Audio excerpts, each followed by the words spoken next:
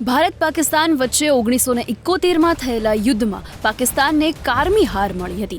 આ યુદ્ધને 50 વર્ષ પૂર્ણ થયા છે, ત્યારે આ યુદ્ધમાં સાક્ષી રહેલા અને પાકિસ્તાન સામે લડનારા ઇન્ડિયન આર્મીના શૂરવીર જવાન બગીચા સિંહ સાથે G9 ગુજરાતીની ખાસ મુલાકાત। આવો જાણીએ યુદ્ધની સંપૂર્ણ કહાની।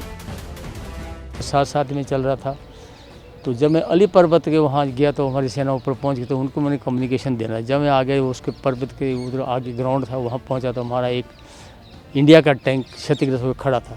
तो मैं खुश हो गया, हमारा टैंक तो आगे है, लेकिन देखा तो वो उसका चेन बर टूट सका था, उसमें कोई आदमी नहीं था।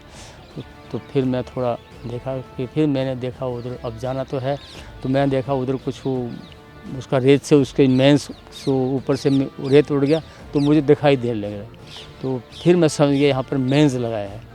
फिर मेरे साथ में मेरा एक ड्राइवर था बलदेव राज, तो मैंने कहा बलदेव राज ऐसा करो, मैं आगे जाता हूँ, तुम पीछे जाके कहीं झाड़ी में छुप जाओ और मेरे को देखते रहना, मैं ये मेन फील्ड क्रॉस कर सकता हूँ नहीं कर सकता हूँ, क्या होता है जाके तो कम से कम यूनिट में खबर तो कर देना।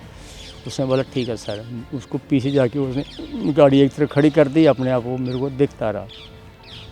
मैंने 3 डिस्पेंसर पैक हमारी केबल की होती हैं, एक मैंने हाथ से खोल रखा, 2 डिस्पेंसर पैक बांधी, मैंने एक आगे लटकाई पीछे लटकाई, और मेरा जो खाने पीने का सामान, पिट्ठू, पानी की बोतल और आर्म्स अम्यूनिशन जो था वो मेरे साथ, तो हमारे साथ रहता ही है, वो भी साथ में था। तो मैं जब देखा मेन फील्ड है तो मेरे को थोड़ा घबराया, डर भी लगा, अब कैसे होगा। मैं कहा जाना तो है, कुछ भी हो जाए, मेरा ड्यूटी है, मैंने अपना ड्यूटी को निभाना। तो मैंने उसको देखा कि उस फील्ड में कहाँ कहाँ उसने जो थोड़ा जगह सख्त है, तो मैं वहीं एक पैर रखने के लिए दूसरे पैर रखने के लिए कुछ टाइम लगता था मेरे को, 1 या 1.5 मिनट 2 मिनट, एक कदम से दूसरे कदम में लगता था, और मुँह से तो भगवान का नाम तो निकल ही रहा था। तो वो कम से कम भी 600-700 मीटर चौड़ा था और लंबा तो काफ़ी था। वो रहता वो पहाड़, वो उनका जो मैदान था आगे जहाँ उन्होंने मेन फील्ड लगाया था।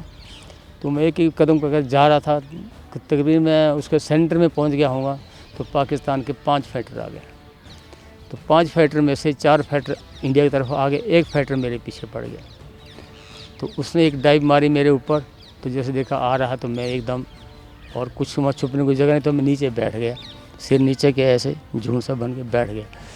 तो आया, आगे निकल गया, फिर वो दोबारे आया मेरे ऊपर, फिर उसने डाइव मारी, फिर वो चला गया, फिर उसने घूम करके आगे से फिर उसने जहाँ से टर्न हुआ, फिर मैं कहा तीसरी बार जब आया, मैं कहा अब तो तू बचेगा नहीं, अब तीसरी बार अब मेरे को नहीं। फिर उसने आया, उसने फायरिंग भी की, लेकिन मेरे को लगी नहीं।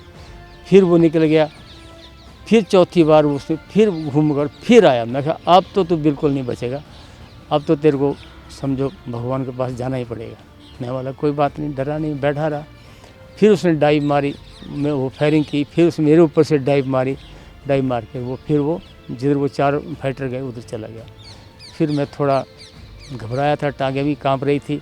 मैं उठा, अपना सामान संभाला, फिर मैं अपने लक्ष्य की तरफ चल पड़ा। फिर वही एक एक कदम रखने के लिए मुझे टाइम लगता है। मैं कहीं मेंस पर पैर पड़ गया तो मेंस फट जाएगा, तो फिर तो मुश्किल हो जाएगा।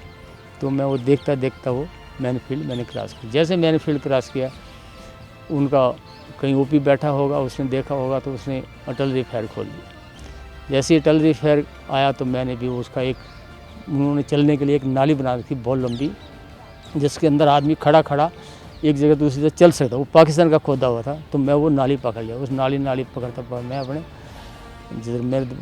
जिस तरह वो हमारा जाना था, मेरा लक्ष्य था, मैं उस तरफ चल पड़ा।